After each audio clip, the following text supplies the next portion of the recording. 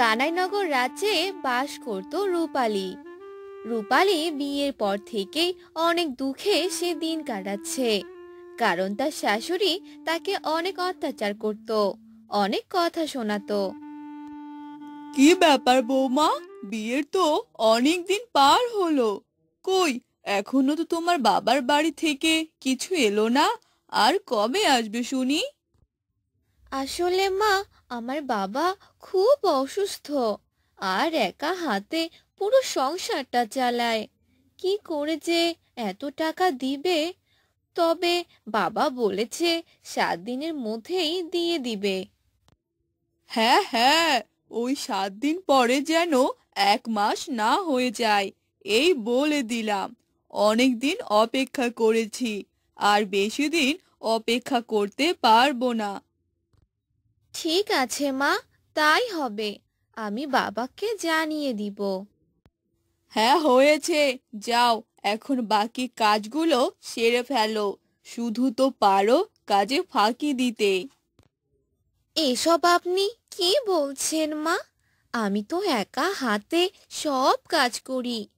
কই, কোনো কাজই তো বাদ পড়ে না। ও, এর মানে তুমি কি বোঝালে বৌমা? হ্যাঁ, আমি কোনো কাজই করি না, তাই না? সব কাজ তুমি একাই করো। না মা, আমি এমনটা বলিনি। হয়েছে, থাক, আর কিছু বলতে হবে না। যাও, গিয়ে কাজ করো এখন। এরপর রূপালী কাজ করতে থাকে। এভাবেই 7 দিন কেটে যায়। তখনই রূপালীর বাবা কিছু টাকা তার মেয়ের বাড়িতে নিয়ে আসে। রূপালীর বাবাকে দেখে রূপালীর স্বামী অনেক খুশি হয়ে যায় আর বলে, আরে বাবা, আসেন আসেন, বসেন। দেখি সব টাকা ঠিকভাবে এনেছেন কিনা। হ্যাঁ হ্যাঁ, সব টাকা একদম ঠিক আছে। রূপালীর স্বামী টাকা পেয়ে তার মায়ের কাছে চলে যায়।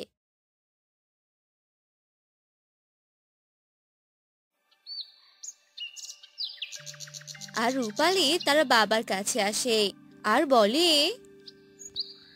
বাবা, তুমি কেমন আছো? তোমার শরীর ঠিক আছে তো? হ্যাঁ রে মা, আমি ভালো আছি। তুই ভালো আছিস তো?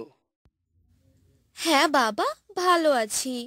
কিন্তু বাবা, তুমি এত টাকা কোথায় পেলে? তোমার কাছে তো এত টাকা থাকার কথা না। আমার ছোট পুকুরটা বিক্রি করে দিয়েছি মা। এ তুমি কি বলছো বাবা? পুকুরের মাছ বিক্রি করে যে সংসারটা চলতো, এখন কি করবে তাহলে? ও নিয়ে তোকে চিন্তা করতে হবে না বাবা, তুই সুখে থাক। আমি এবার আসি রে মা, ভালো থাকিস। এ কথা বলে রূপালীর বাবা সেখান থেকে চলে গেল। আর রূপালী তার ঘরে চলে গেল। কিছুদিন রূপালী ভালোভাবেই থাকতে লাগলো, যতদিন তার বাবার দেয়া টাকাগুলো ছিল। কিন্তু সেই টাকাগুলো আস্তে আস্তে শেষ হয়ে গেল। আর আবারও রূপালীর উপর অত্যাচার শুরু হলো। বৌমা, বৌমা, কোথায় গেলে শুনি?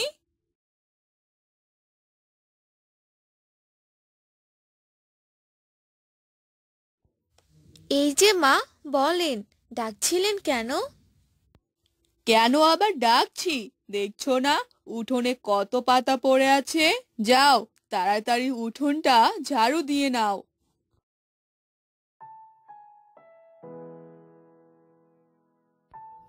কি ব্যাপার মা, এখানে কি নিয়ে এত কথা হচ্ছে? কি হয়েছে শুনি। কি আর হবে, তোর বউ যে কোনো কথাই শুনছে না, আর ঠিকভাবে কাজও করছে না। বলে বলে কাজ করিয়ে নিতে হচ্ছে।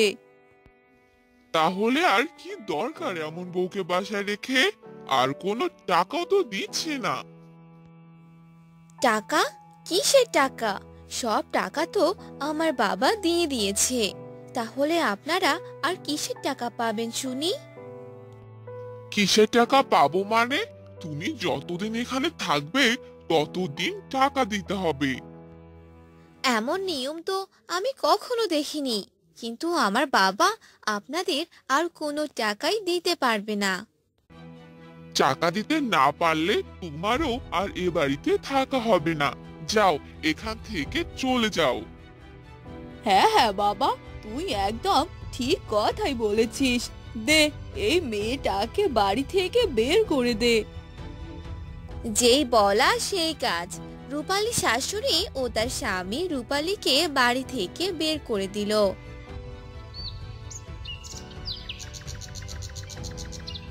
আর রূপালী কাঁদতে কাঁদতে সেখান থেকে চলে গেল। তখনই রাস্তার পাশে একটি ছোট কলা গাছ দেখতে পেল। তখন রূপালী বলে ওঠে, আরে, এই ফাঁকা রাস্তার মাঝে এই কলা গাছটি এলো কিভাবে? যাই, এই গাছটি বাড়িতে নিয়ে যাই।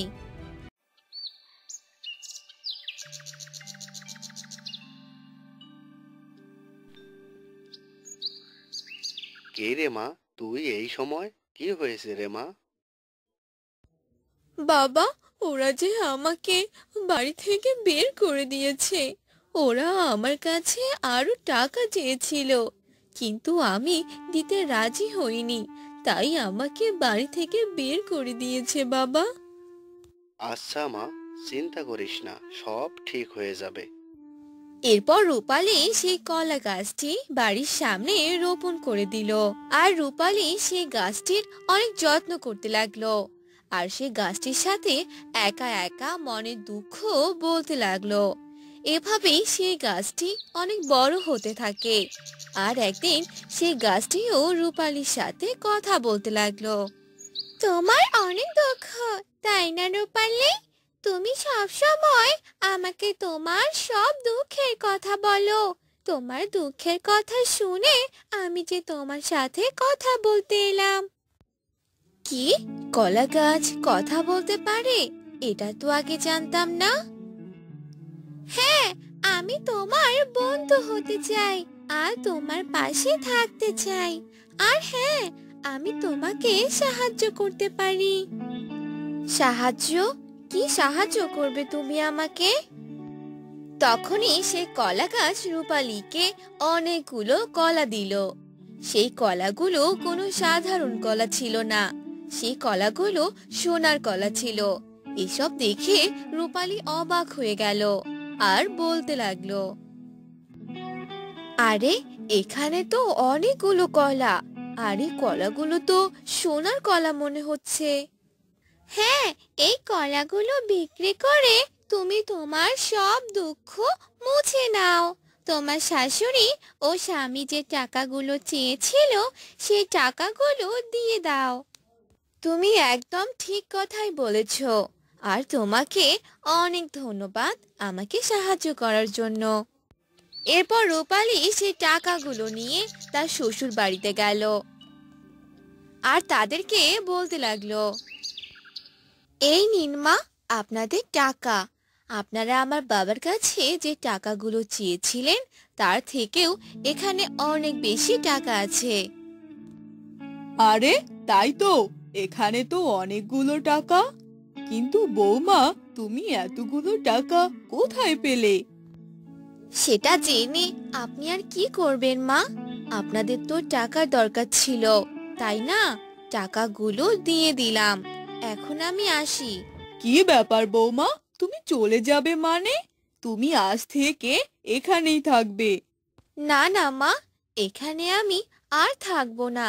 আমি আমার গাছ বন্ধুর সাথেই থাকবো, যে কিনা আমার দুঃখের সময়ে আমার বন্ধু হয়ে পাশে ছিল।